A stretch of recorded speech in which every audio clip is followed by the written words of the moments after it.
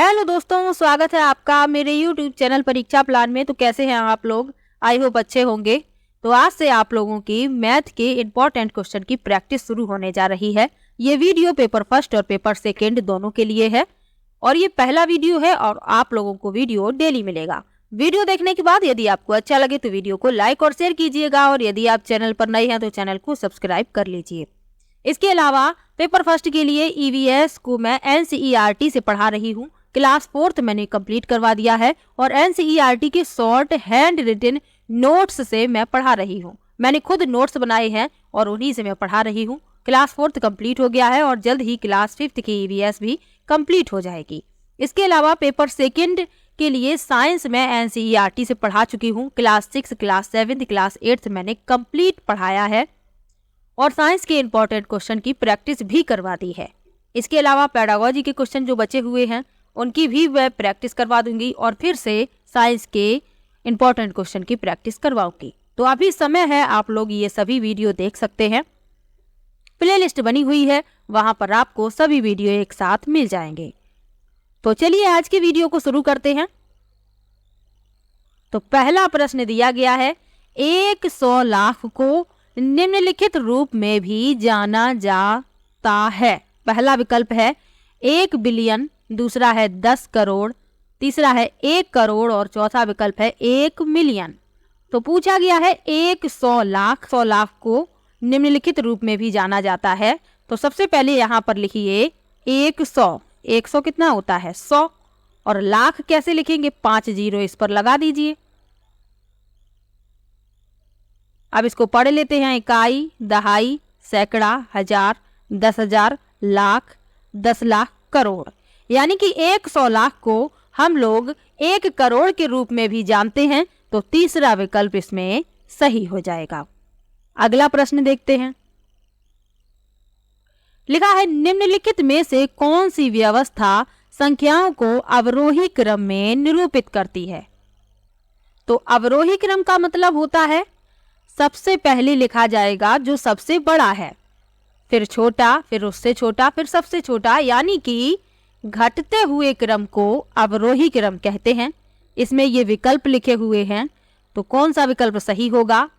सबसे पहले लिखा है यहाँ 10.5, दूसरे में लिखा है 1.5। इसे तो काट ही दीजिए क्योंकि ये जो संख्याएं लिखी हुई हैं उनमें जो बड़ी संख्या है वह 10 है। तो 3 विकल्प 10 वाले बचते हैं। अब इन 3 विकल्प में देख लेते हैं, दूसरा तो गलत ही हो गया। 10.5, 1.50, 1.055। ये विकल्प कुछ हद तक सही लग रहा है। तीसरे में देखते हैं 10.5, 1.05। ये नहीं होगा। 10.5, 1.50, 1.05, 1.055। तो पहला विकल्प हम देखते हैं तो ये बिल्कुल सही लिखा हुआ है। 10.5, उसके बाद 1.50, फिर 1.055, फिर 1.05, 1.005 और 0.155। तो ये अवरोही क्रम में है, यानी घटते हुए क्रम में ये लिखा हुआ है। तो पहला विकल्प इस प्रश्न का उत्तर हो जाएगा। अगला प्रश्न देखते हैं। निम्नलिखित में से कौन सा 3630 का एक गुणनखंड नहीं है? तो इसका उत्तर हम लोग विकल्प से निकालेंगे। इसमें पूछा गया है कि 3630 का एक गुणनखंड नहीं है। तो पहले 11 से चेक करते हैं। 3630 में 11 से हम यदि भाग देंगे, यदि ये इसका गुणनखंड होगा तो भाग पूर्णता चला जाएगा। 11 से भाग देंगे, 3 बार ये कट जाएगा। 11 तिया 33, 3 बच जाएंगे। 11 तिया 33 और 0। तो ये इससे पूर्णतया विभाजित है, तो ये इसका गुणनखंड है। तो पहला विकल्प इसका उत्तर नहीं है क्योंकि इसमें नहीं है पूछा गया है। 3 से इसी प्रकार से देंगे, 3 से भी कट जाएगा। 3 एकन 3, 3 से देंगे डिवाइड, 3 एकन 3, 3 दूनी 6, 3 एकन 3। ये इससे भी कट जाएगा। इसी प्रकार 5 से भी ये कट जाएगा। लेकिन आप 9 से डिवाइड देंगे तो 9 से ये विभाजित नहीं होगा। तो चौथा विकल्प इस प्रश्न का उत्तर हो जाएगा क्योंकि इसमें गुणनखंड नहीं है पूछा गया था। तो चौथा विकल्प इसका उत्तर है। अगला प्रश्न देखते हैं। अगला प्रश्न दिया गया है, ये एक सीरीज दी गई है, श्रृंखला दी गई, यानी इसके विषम संख्या पदों का योगफल बताना है। तो चलिए विषम संख्या के जो पद हैं उनका योगफल निकालते हैं। तो विषम संख्या लेनी है तो हम लेंगे 3 संख्याएं ले लेते हैं, 5, -5 और +5। ये 5 से 5 कट जाएंगे तो 5 मिल जाएगा। उसके बाद यदि हम विषम कहा गया है तो हम फिर से विषम ले लेते हैं, फिर से चेक करते हैं कि कितना आता है।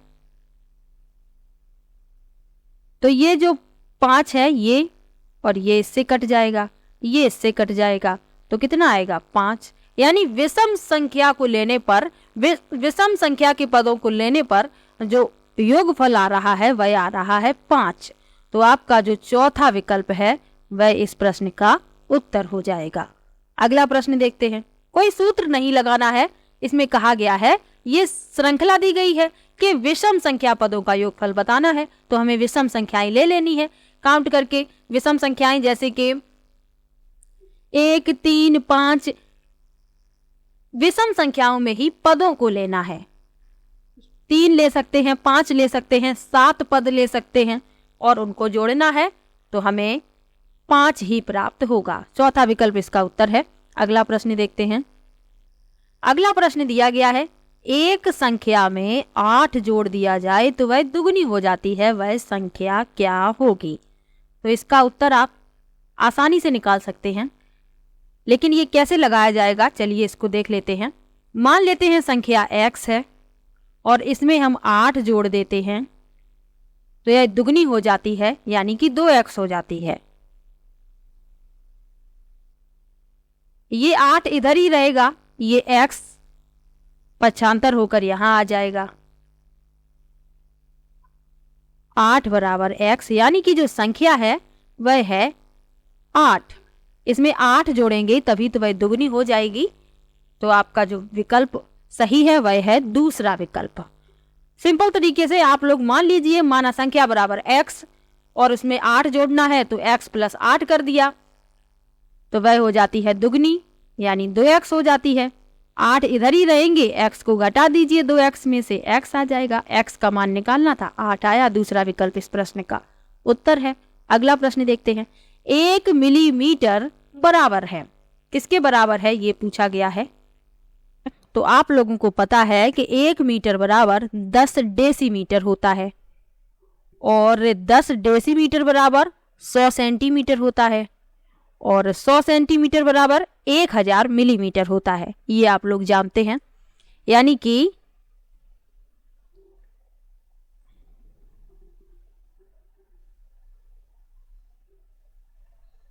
1000 मिलीमीटर बराबर 100 सेंटीमीटर। 1 मिलीमीटर बराबर पूछा गया है तो ये इसके अपॉन में चले जाएंगे 100 सेंटीमीटर के, ये 1000। ये 2 जीरो से 2 जीरो कट जाएंगे। 1 मिलीमीटर बराबर 0.1 सेंटीमीटर, यानी कि आपका जो दूसरा विकल्प है वह इस प्रश्न का उत्तर हो जाएगा। अगला प्रश्न देखते हैं। लिखा है त्रिभुज के सभी कोणों का योग है। तो आप लोगों को पता होगा कि त्रिभुज के सभी कोणों का योग कितना होता है, 180 अंश होता है। तीसरा विकल्प इसमें सही हो जाएगा। अगला प्रश्न देखते हैं। लिखा है 25,454 प्राप्त करने के लिए 9,909, 9,099 और 9,009 के योग में क्या घटाना होगा? यानी कि इन्हें जोड़ना है और कुछ घटाना है तो हमें ये प्राप्त हो जाएगा। तो जैसा लिखा है वैसा ही कर देते हैं, इन सबको जोड़ लेते हैं।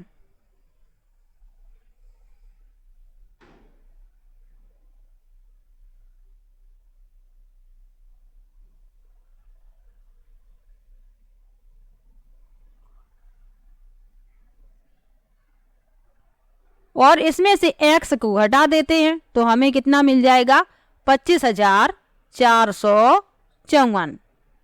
इनको जोड़ने पर हमें प्राप्त होगा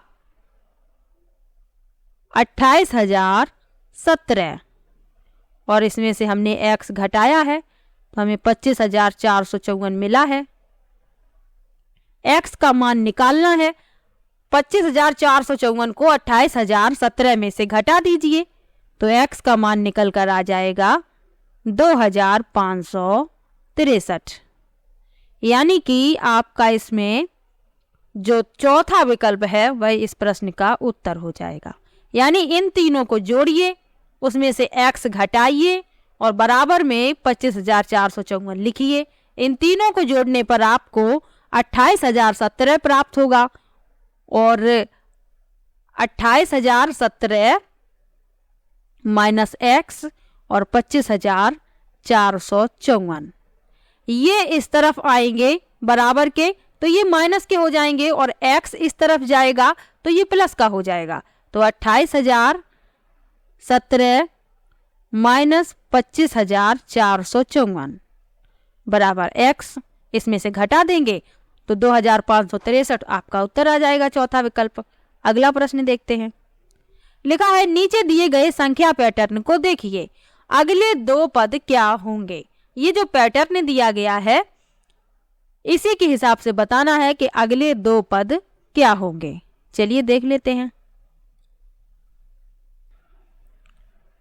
यहां आप इस पैटर्न को यदि देखते हैं, ये 1 है, ये 8 है, ये 27 लिखा हुआ है, 64 और 125। तो इनमें आप देखेंगे ये सभी का घन लिखा हुआ है क्रम से, 1 का, फिर 2 का घन, फिर 3 का घन, फिर 4 का घन, फिर 5 का घन। तो आगे जो दो पद हैं वह 6 का घन होगा, 6 नक 36 छिक्का 216, और अगला जो होगा वह 7 का घन होगा, 7 सत्ते 49 और 49 सत्ते 343। यानी कि जो आपका चौथा विकल्प है 216 और 343 यही दो अगले पद होंगे, तो चौथा विकल्प इसमें सही हो जाएगा। अगला प्रश्न देखते हैं।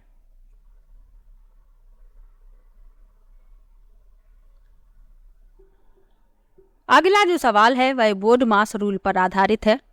बोर्ड मास रूल में पहले ब्रैकेट सॉल्व किया जाता है, फिर डिवाइड किया जाता है, फिर मल्टीप्लाई, उसके बाद ऐड किया जाता है, फिर सबट्रैक्ट किया जाता है। इसमें ब्रैकेट दिया नहीं गया है, डिवाइड करेंगे फिर मल्टीप्लाई करेंगे। अब इसमें आप देखेंगे कि ये इतना जो भाग है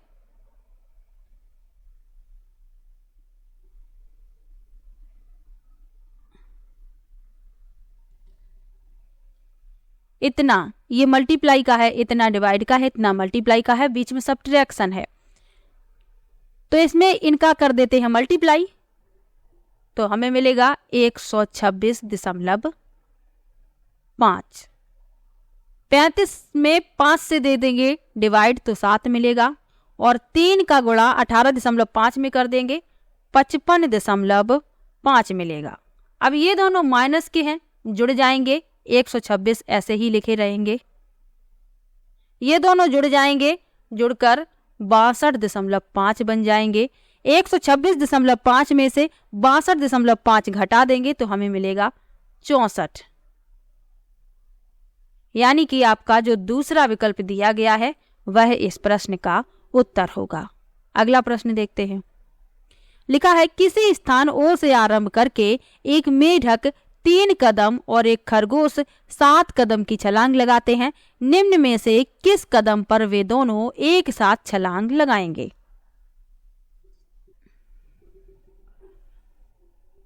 तो मेढक जो है 3 कदम पर और खरगोश 7 कदम की छलांग लगाते हैं, तो किस कदम पर दोनों एक साथ छलांग लगाएंगे। तो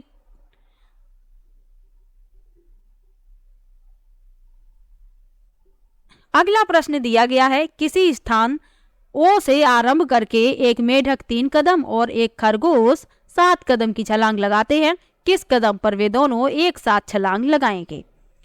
तो 3 और 7 का निकाल लेंगे लासा, दोनों ही विषम संख्याएं हैं तो लासा हो जाएगा 21। अब 21 से जो विकल्प दिए गए हैं इनमें से जो संख्या 21 से पूर्णतया विभाजित होगी वही इस प्रश्न का उत्तर होगा। आप देखते हैं कि 343 21 से पूर्णतया विभाजित नहीं है, 371 भी नहीं है, 354 भी नहीं है, लेकिन 378 21 से पूर्णतया विभाजित है। आप लोग डिवाइड देकर भी देख सकते हैं। 378 में 21 से देना है डिवाइड, एक बार जाएगा 21 एकन 21, 7 से 1 जाएगा 6 बचेगा, 3 से 2 जाएगा 1 बचेगा, 8 को नीचे लेंगे, फिर से 8 बार जाएगा, 8 एकन 8 और 8 दूनी 16, यानी ये पूर्णतया विभाजित है। तो वे मेढक और खरगोश 378वें कदम पर दोनों एक साथ छलांग लगाएंगे। तीसरा विकल्प इस प्रश्न का उत्तर हो जाएगा। अगला प्रश्न देखते हैं। लिखा है 2 सही 2/3 समकोणों में डिग्रियों की संख्या है। तो ये मिश्र भिन्न है, पहले इसको साधारण भिन्न बना लेते हैं। 2 सही 2/3, इसको साधारण भिन्न बनाएंगे, 3 दूनी 6 और 2 8, 8/3। डिग्रियों समकोणों में डिग्रियों की संख्या पूछी गई है। एक समकोण बराबर 90 अंश होता है, ये 3 से कट जाएगा 30 बार और इसका गुणा कर देंगे तो उत्तर आएगा 240, यानी कि आपका जो तीसरा विकल्प है वही इस प्रश्न का उत्तर हो जाएगा। अगला प्रश्न देखते हैं। निम्नलिखित में से किसकी लागत सबसे कम है? लिखा है रुपए 750 प्रत्येक पैकेट वाले 75 पैकेट।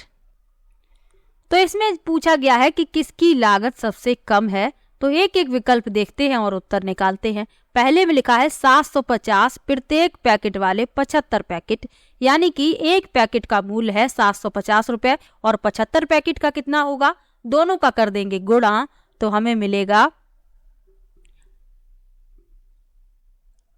56,250, यानी पहले वाले विकल्प का मूल्य मिला हमें 56,250, ये पहले विकल्प का है। दूसरे में लिखा है रुपए 7.5 प्रत्येक पैकेट वाले 750 पैकेट, यानी कि एक पैकेट का मूल्य है 7.5 रुपए।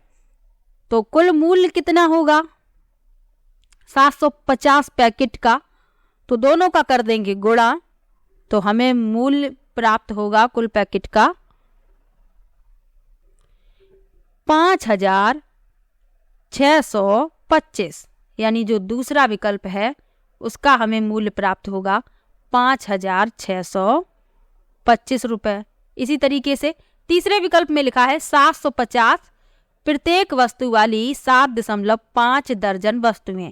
तो 7.5 दर्जन में कितनी वस्तुएं होगी 90, 7.5 में 12 से कर देंगे गुणा और जो कुल मूल्य निकल कर आएगा वह आएगा 67,500 तीसरे विकल्प का। और चौथे में कहा गया है 7.50 प्रत्येक वस्तु वाली 75 दर्जन वस्तुएं। तो 75 दर्जन में कितने होंगे वस्तुएं 975 में 12 का कर देंगे गुणा और एक वस्तु का मूल्य कितना है 7.5, इसमें 7.5 से गुणा कर देंगे तो हमें मिलेगा 6,750।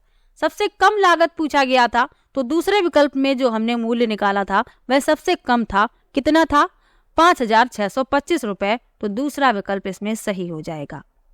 इस तरीके के प्रश्न में आपको क्या करना है, प्रत्येक विकल्प को सॉल्व कर लेना है और कुल मूल्य निकाल लेना है। सबसे कम पूछा जाए तो जो सबसे कम मूल्य प्राप्त हो आपको जिस विकल्प का वो उत्तर हो जाएगा, और जो सबसे अधिक प्राप्त हो और यदि अधिक पूछा जाए तो वही वाला उत्तर हो जाएगा। इनको सबको सॉल्व कर लेना है। कोई भी फॉर्मूला इसमें नहीं लगा है, साधारण तरीके से जिस तरीके से हम लोग वस्तुओं का मूल्य निकालते हैं उसी तरीके से इसे भी सॉल्व कर लेना है। अगले प्रश्न में ये जो भिन्नें दी गई हैं इनको अवरोही क्रम में यानी घटते हुए क्रम में लिखना है। पहले सबसे बड़ा, फिर छोटा, फिर छोटा, फिर सबसे छोटा, इस क्रम में इनको लिखना है।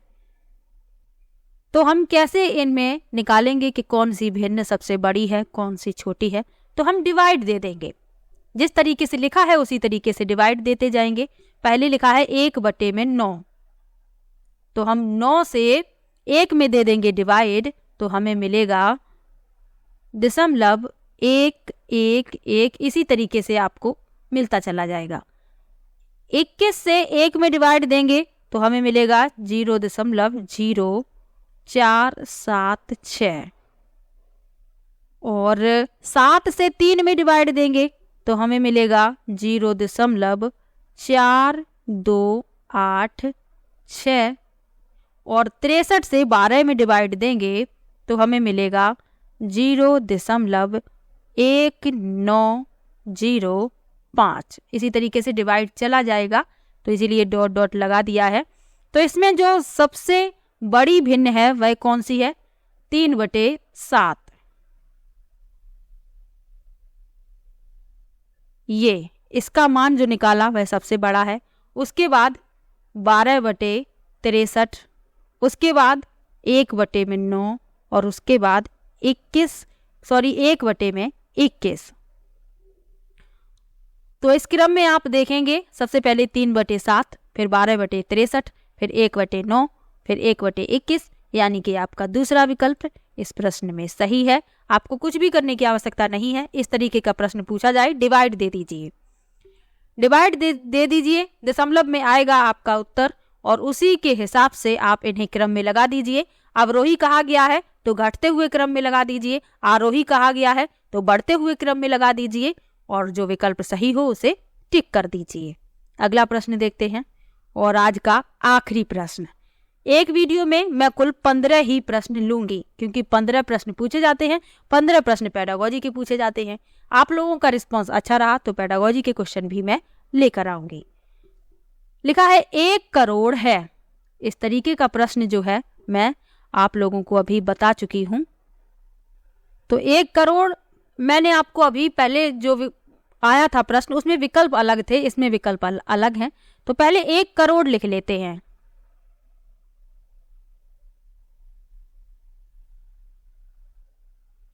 इकाई, दहाई, सैकड़ा, हजार, 10,000, लाख, 10 लाख, करोड़। तो 1 करोड़ जो है ये 10 मिलियन के बराबर होते हैं। पहला विकल्प इसमें सही हो जाएगा। तो आज की वीडियो में कुल 15 प्रश्न लिए थे। किसी भी प्रश्न में आपको डाउट हो तो आप कमेंट बॉक्स में ज़रूर लिखिएगा और आप लोगों का रिस्पांस अच्छा रहा तो आप लोगों को डेली वीडियो मिलेगी। तो चलिए मिलते हैं नेक्स्ट वीडियो में, तब तक के लिए बाय बाय।